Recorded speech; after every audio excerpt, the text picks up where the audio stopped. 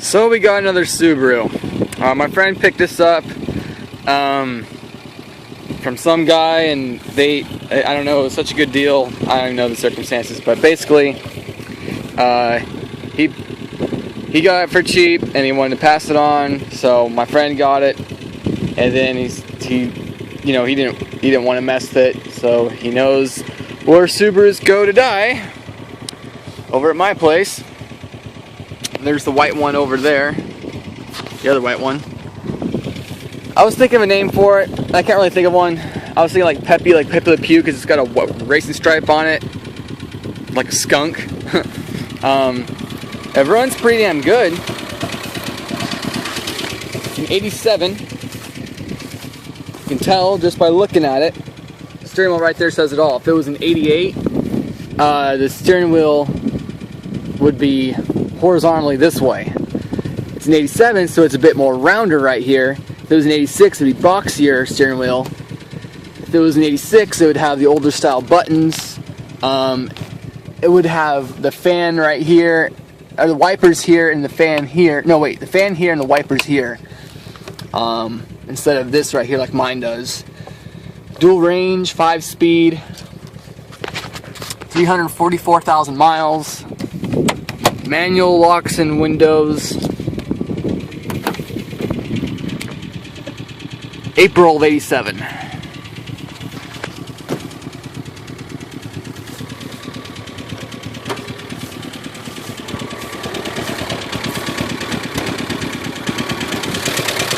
So there it is. The carb E82. Got it though exposed. You can see it right there. And it runs just fine. It does have power steering, but it doesn't work. Full size spare. I just swapped out the shit battery for a decent battery that needed to be charged. So hopefully, if I let it sit for a while, drive it around, hopefully it'll charge enough by doing that. It needs a grommet for the antenna.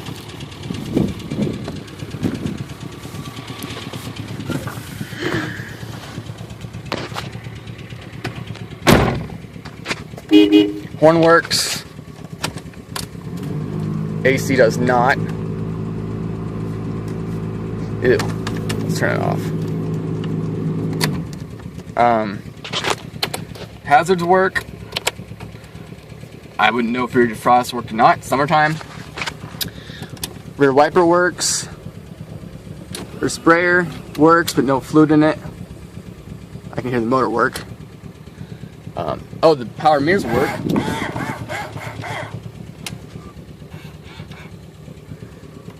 No check engine light, because this is before the check engine light. E-brake works. There's the console. The people that had it before the last guy, I don't know. Somebody must have been tweaking on something, because why would you need to drill a hole, cut a hole right there, unless what, to hide drugs? Because no, there's no reason. Because look, there's a little slot right there, so if you have your phone or whatever, this car is made in '87. Why would you need to plug in a stick right there? I have no idea. Back in '87, what, a pager? I have no idea. But anyway, you could close it and you could still get wires through to the console, and then they cut a hole right there. So I'm very, puzzled on why they did that. It has 4 speakers, no radio.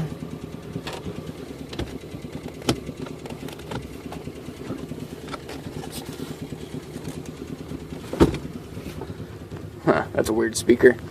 Whoever had it before was obsessed with Dutch Brothers. My dad's car has that sticker on it. I put that one on there years ago. Kind of looks like a pill container. Dutch Brothers sticker back there. Anyway, and since it's an '87, it was the last year for. I think '87 was the last year for these. I think after '88 they got rid of these. The map lights.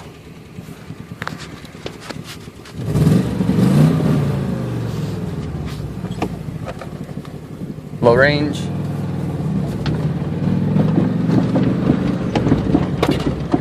Two-wheel drive. The tires are good.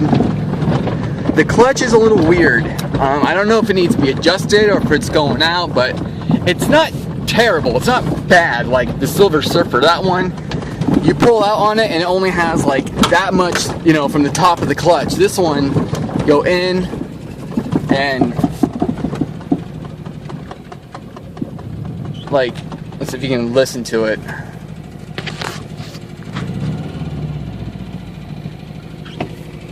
There's my foot down there, and it catches right about more to the top, but I guess it is on its way out, but it's got a lot more ways to go, I guess I should say. Oh, the gas gauge does not work. I know that because it was that way when I drove it home, and then when I knocked the tank to see if it worked, or you know, if there's any gas in there, you know, because 3/4 full, you would think it wouldn't sound hollow, and it did. But yeah, it sounds pretty damn good.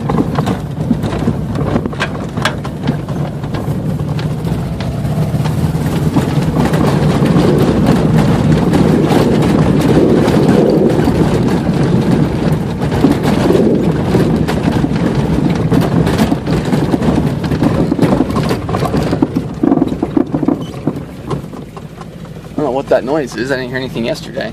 See if I try it again.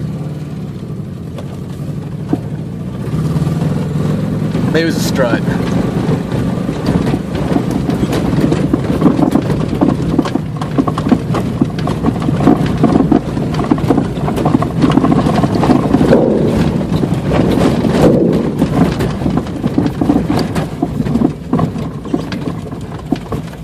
Okay.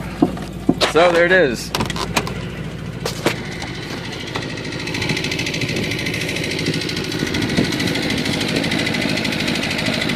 The suspension feels firmer. Don't know why that is. It has kind of a high idle. Mess that later. It's a different size tire than your typical Subaru has. It's 155/80/13, so they're like narrower and shorter. And the typical Subaru over here is 175R 185/70. So these are fat but still kind of tall. Yeah, fat and tall. And then mine are 175, so I think they're even fatter. I think.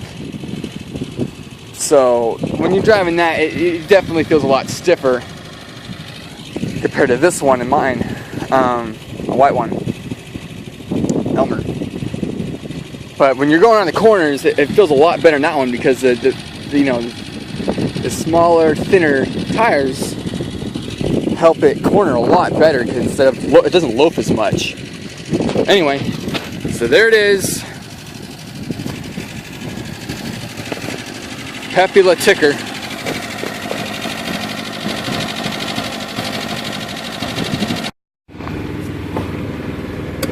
And now, put in the clutch. Oh, the clutches. And now we're in front wheel drive. Whee! I want to be cool too, guys.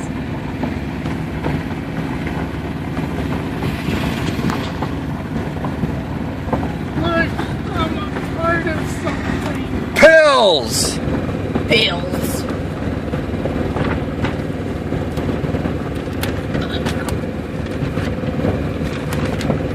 Some like it hot. The Brits know. The Brits do know.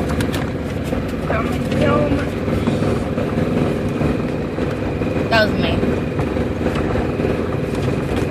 Let's put it in second. Put it in me.